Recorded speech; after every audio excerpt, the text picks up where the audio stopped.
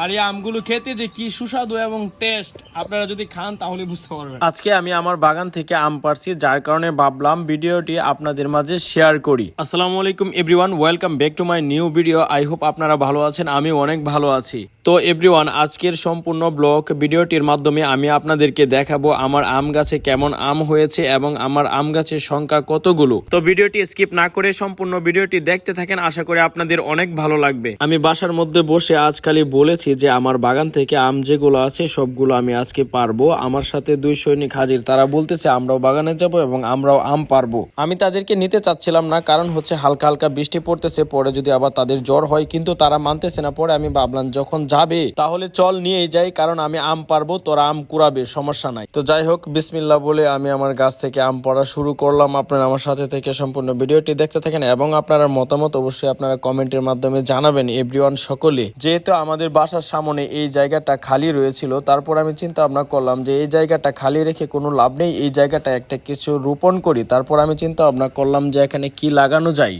যখন আমি এই জায়গাটি নিয়ে প্ল্যানিং করতেছিলাম যে এখানে কি গাছ লাগানো যায়, তখনই আমাদের এখানে বৃক্ষ মেলা চলতেছিল। তারপর আমি বৃক্ষ মেলায় গেলাম, গিয়ে তারপর দেখি অনেক সুন্দর সুন্দর আমের চারা। এই আমের চারার মধ্যে থেকে কিছু আমের চারা নিয়ে এসে তারপর এখানে রোপণ করলাম। আমি আম গাছ রোপণ করার 1 বছর পরেই কিন্তু গাছে ফলন আসে, এটা আমার কাছে অনেক ভালো লাগছিল। আর এইবার নিয়ে গাছে প্রায় 3 বছর ধরে ফলন আসতেছে। আমার এই ছোট্ট আম গাছের বাগানটিতে প্রায় 20টি আম গাছ রয়েছে। 20টি আম গাছের মধ্যে প্রায় গাছেই কিন্তু আম ধরেছে এবং মোটামুটি ভালোই আম আসছে, যেটা আপনারা ভিডিওর মাধ্যমে দেখতেছেন। মোটামুটি ভালোই আম ধরেছে এবং তাছাড়া কিন্তু আমরা এখান থেকে আরো আম পারছি, যার কারণে এখন আম গাছের মধ্যে কম দেখা যাইতেছে। প্রত্যেক বছর প্রায় আমাদের এই ছোট্ট বাগানটিতে 30 থেকে 40 কেজি আম সংগ্রহ করতে পারি। আমার এই বাগানটিতে 4 প্রকারের আমের জাত রয়েছে, তার মধ্যে হচ্ছে ফজলি, আম রূপালী, আম ল্যাংড়া, তারপর হচ্ছে হিমসাগর। এই 4 প্রকারের আমের জাত রয়েছে আমার এই ছোট্ট বাগানটিতে। এখন প্রায় সব জায়গায় দেশে আমগুলো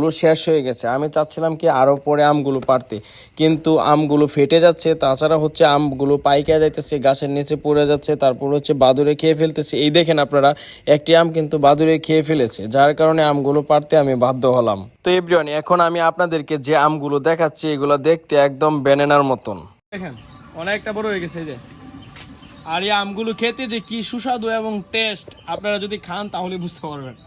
এই জায়গায় পারি, অনেক সুন্দর। আল্লাহ, আমার হাত কষ দিয়ে ভরে গেছে। এই যে দেখেন, এটারে খায়া সাবার করে ফেলছে। আল্লাহ, এটা একেবারে শেষ। যাই হোক, এটা দেখাবো না। তো এই দেখেন আমগুলো, আরেকটা আম উপরে আছে, এটা কি পারবেন না বাদুরে খেয়ে ফেলবো নাইলে? না পারে আলতে হইব। ধর এটা, তুই ইয়াতে ধর, আমি এটা পারতেছি।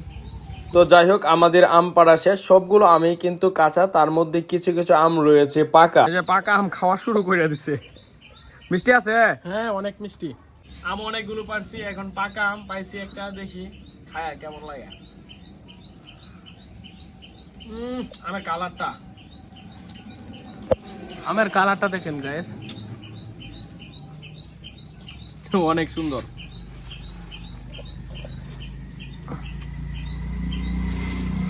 এই খাইবা তোমরা?